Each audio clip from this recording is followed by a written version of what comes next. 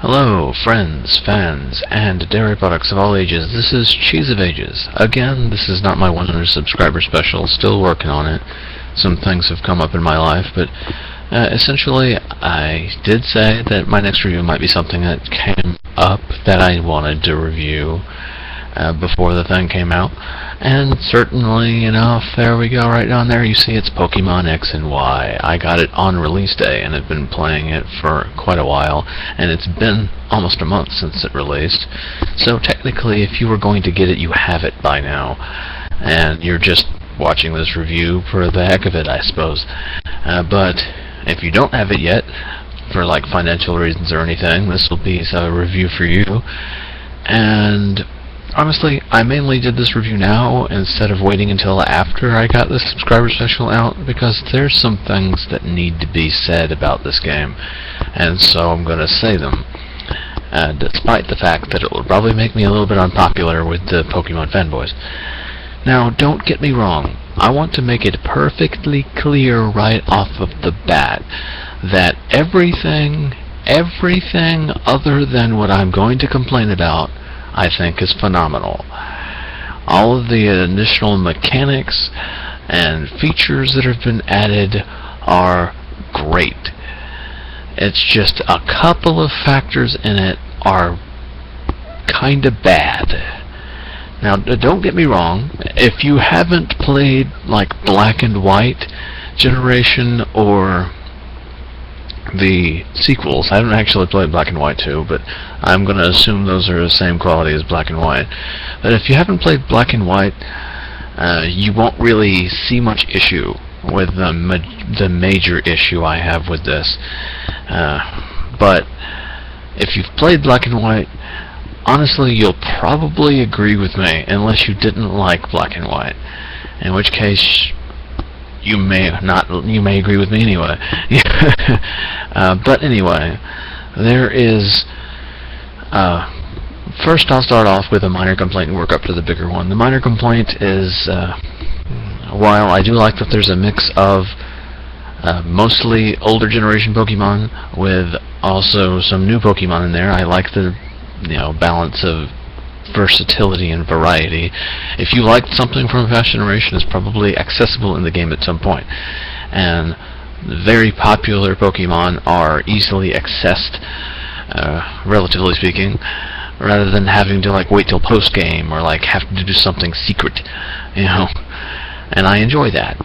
Everything I wanted to have, I could find in the world without having to do anything special. I enjoyed that aspect. But in some cases, Pokemon distribution seemed a little on the random side. Like, in some cases, it's cleared up to an extent. Like, when you first encounter this field with a lot of rocks in it, you'll wonder, why are there so many ghost Pokemon here? But then later it's explained. But sometimes, I can't think of an example off my head, it just seems like they threw a bunch of Pokemon in there. It's like, okay, we want this to be accessible in the wild, but we have nowhere else to put it. Throw it in there. Very minor quibble. Barely noticeable.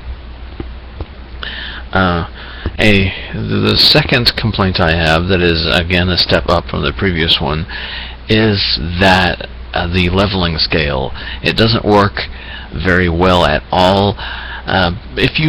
It's clearly configured for multiplayer. The leveling system is geared so you can raise a high-level team for competitive play quickly, and that is to the game's detriment. Personally, I would recommend once you've gotten your full team to the same level, relatively equal level, you turn the experience share item off. Experience share being an item you get really soon in the game that gives every Pokemon that did not participate in the battle a half share of the experience earned by the Pokemon that were in the battle. And I'm pretty sure that the splitting the experience between Pokemon that participated in the battle is milder as well. You get a ton of experience. If you don't turn experience share off or raise multiple teams, you'll find yourself easily 10 levels higher than everything you encounter in the game, with give or take a little. Sometimes you'll run into something much lower than you, sometimes you'll run into things that are closer to your level, like 5 tops. close to you. So yeah, it's easy as hell because everything is just a walk in the park. And along the same lines of the game being really easy, even compared to Pokemon games, use the right type, you win, you get a kind of dynamic. The type distribution in the game is a little bit uneven. Pretty much if you could get by beating every trainer in the entire game just with a team consisting of water and fighting Pokemon. Maybe have a dark in there, just in case. But you can beat the game with just that. You will rarely ever need some of the types of Pokemon. Fire is occasionally handy, but you'll never really need like a grass type. I selected Venusaur so I could have type balance in my team, but actually had almost no use for a grass type Pokemon. It was freaking mildly annoying that half my team almost never saw use, and I was getting a proper team. Even considering the gym leaders, I never actually really used Venusaur in a gym leader battle.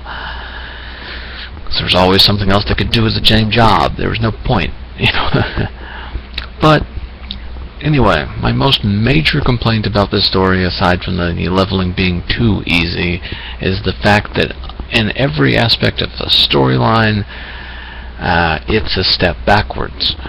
There's like no depth to the storyline. In fact, there's like a negative value of depth in the storyline. Every generation has a Team Rocket team. This one makes Team Rocket seem deep in motivations. Makes Team Rocket seem varied, complex, and freaking connivingly masterful in their execution. And this team, you basically just continuously run into them at various locations. They're just there doing things with like no clear direction or machinations in place, and you just basically beat the same set of trainers like 4 times and then they're gone. The guy who's running the thing's motivations don't even make any sense. I won't put spoilers in there, but it's like Mass Effect ending level nonsensical. It's like, oh, I want to make sure the universe isn't destroyed, so I'll destroy the universe. Kind of level of almost that bad.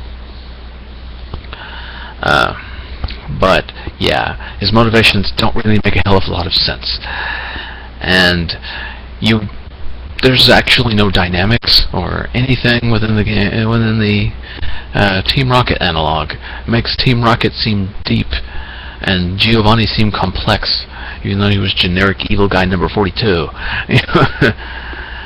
Before Silver came out and like fleshed it out a bit.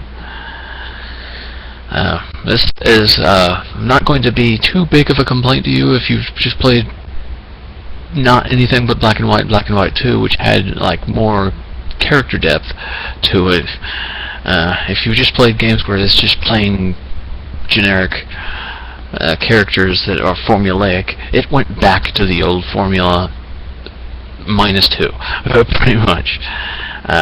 In Black and White, you had 2 allies, 2 friends that you would encounter occasionally as you went through the world. They were kind of annoying. Now you have 5 that serve no story purpose and are more annoying, and are a rival that has inferiority complex and does not actually pose any challenge to you at all, and a bunch of friends that have no real goals in life other than basically instead of 2 3-note characters, you have 6 1-note characters.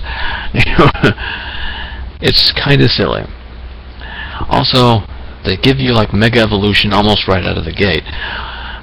Brings back to the leveling issue. Why do I have Mega Evolution after the freaking 3rd gym? Why did I have all of my Pokemon in the final form before the 3rd gym? It makes no freaking sense. It doesn't scale well. I want to raise my one team through the game, establishing a bond. I also don't like story-wise. I can agree with the fact that none of the new Pokemon got Mega Evolutions because of they don't need it. The Mega Evolutions give new stuff to the old generation. But And this is something I had an issue with in Digimon as well. And Digimon is the one that even has a greater emphasis on your partner Digimon, because the series it's based on, you had one, and it was your partner. You had a bond.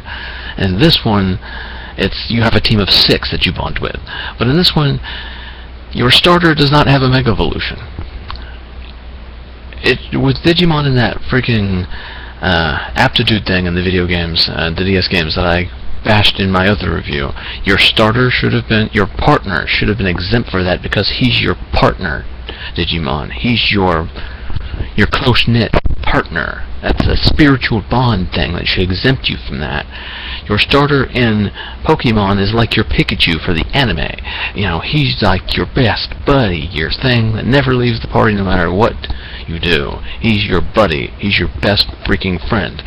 Why does that not get a Mega Evolution?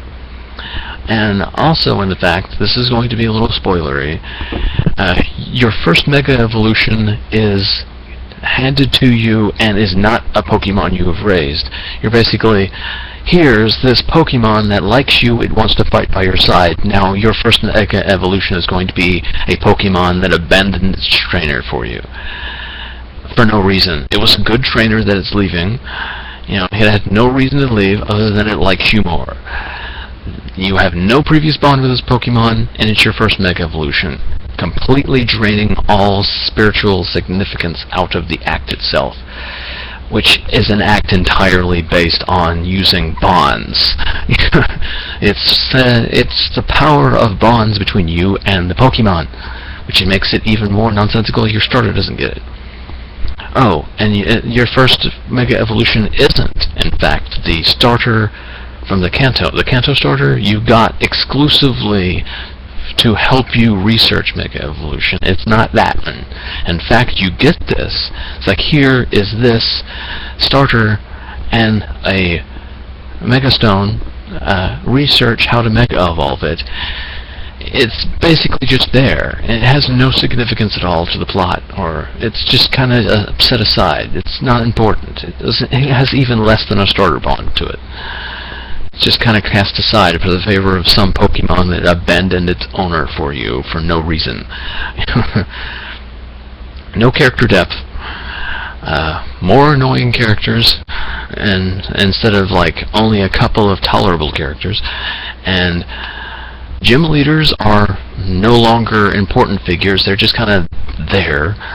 They don't wander around, do things, and protect their areas like in Black and White, which I really liked. That was a major improvement. Why did they take that out?